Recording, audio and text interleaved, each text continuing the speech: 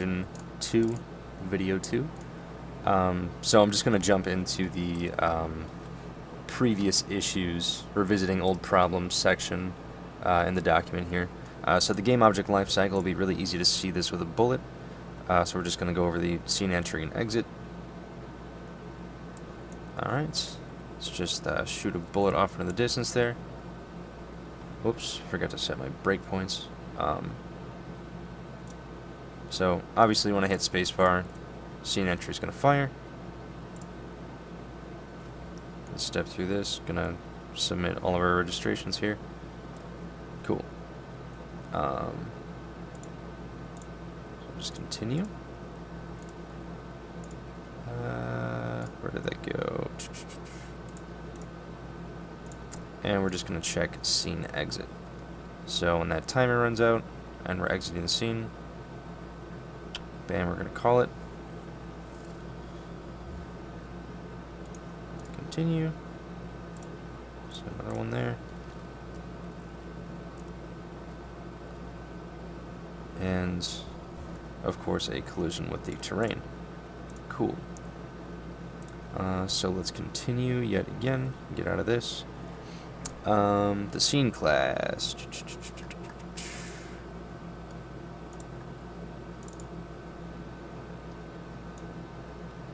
Alright, so not much to explain here. Hasn't really changed much since last quarter, to be completely honest, other than some minor tweaks.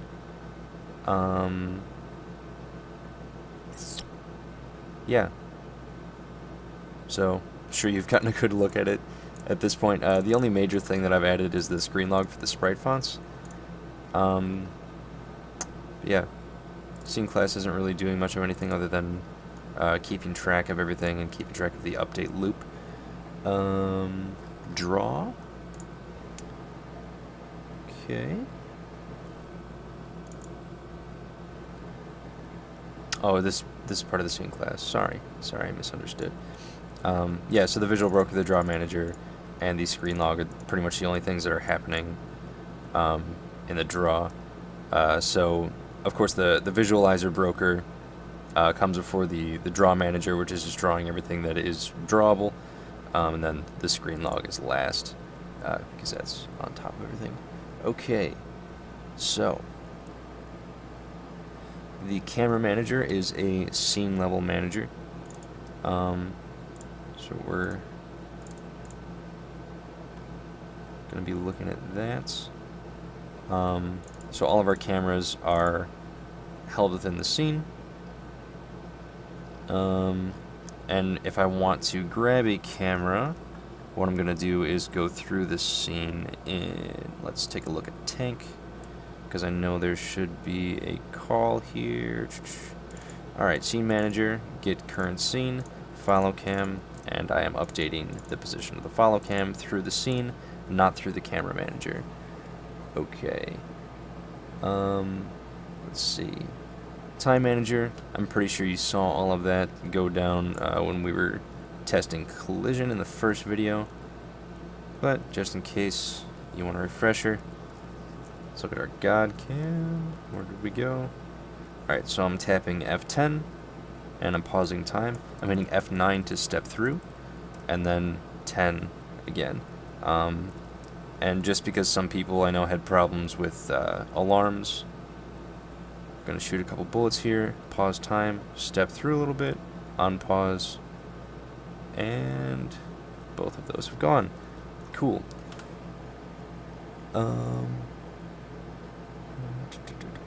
God cam.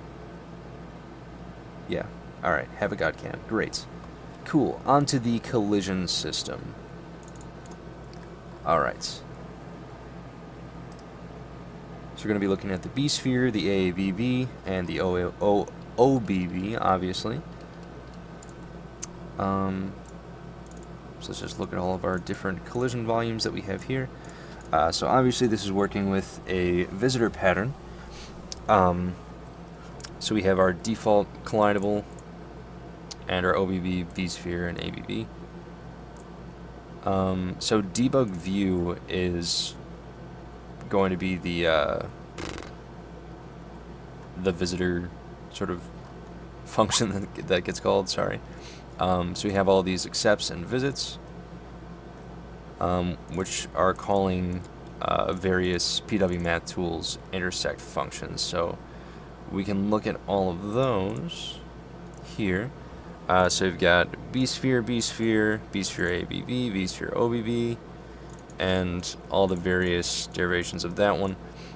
So we've got a min and max ABB collision with pretty much everything for the terrain. Although this one is not needed, I noticed. So I guess we can come back to that when we're going over terrain. But yeah, we have all these intersect functions here, and I think pretty much everything else is for other functions, except I might use some dot product and point intersect. I never actually use this one. Never mind. Might be useful in the future though. Okay.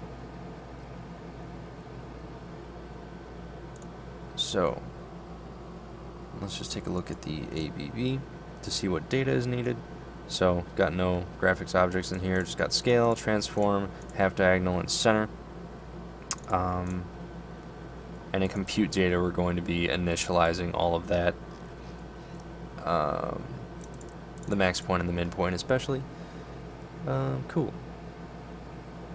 How do I modify the volume hierarchy to accommodate the OBB-ABB collision test? That is a wonderful question. So,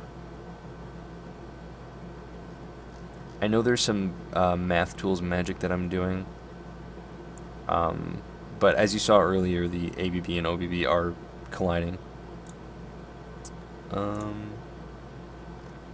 Yeah, I'm not quite sure what you mean by that question. Partially because it's been a few weeks since I've worked on this, so obviously you can step through and find what you're looking for, as I'm sure you're following along at home. Yeah, so we have all of these visits for OBB, ABB, B-sphere. We can actually go through and look at the intersect functions. So we've got OBB versus OBB, OBB and B-sphere. This one is not used. Then we've got OBB, ABB. Yeah, so right now I pretty much just used the ABB versus ABB collision, or OBB versus OBB collision rather, and just modified ABB slightly to sort of act like an OBB. But yeah, these are the functions that I'm using for all of that. Okay. So onto the collidable groups for tiered collision. So what we're going to need is collidable group.h, and we have a group AABB here, which you saw in action over here. So if we look at the GodCam, we have a group AABB for these cottages here. So it's taking the min and max point based on the B-sphere of the default B-sphere of the cottages, and it's just projecting that out.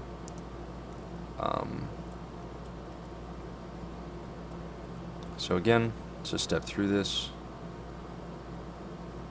Alright, once I've entered this ABB, all the B-spheres activate, and voila, we have tiered collision. So the way I'm doing that, so I've got a group ABB,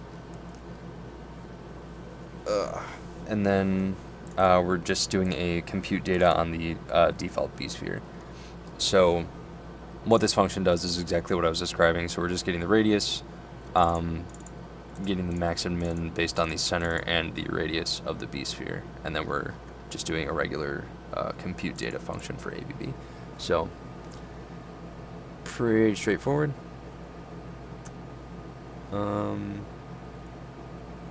Cool. So let's go into the collision manager. Alright. So obviously we have a test command and a delete command.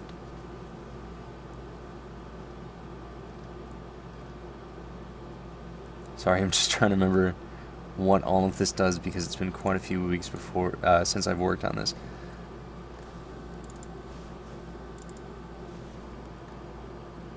Yeah, so a lot of this stuff is fairly straightforward. So we have all of these test pair command, test self command, and the test terrain command, which is less straightforward, to be honest. But this is kind of where the meat of it is.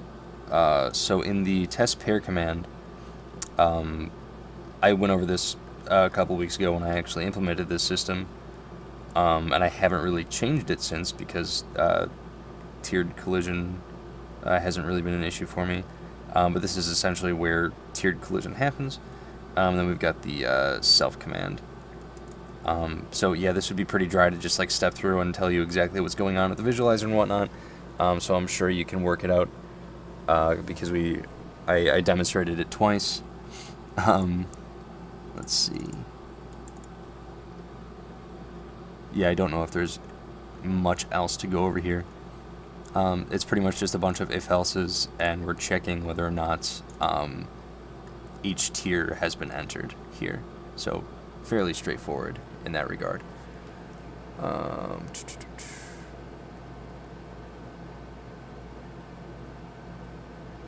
Okay. Alright, so we've already gone over tiered collision. So yeah, this video is running very long, and I'm sort of lost in my own code here. So I think that's it for now. I've just finished the collision tests, so the next video is going to be about the visualizer and some math tools. Okay, that wraps this one up.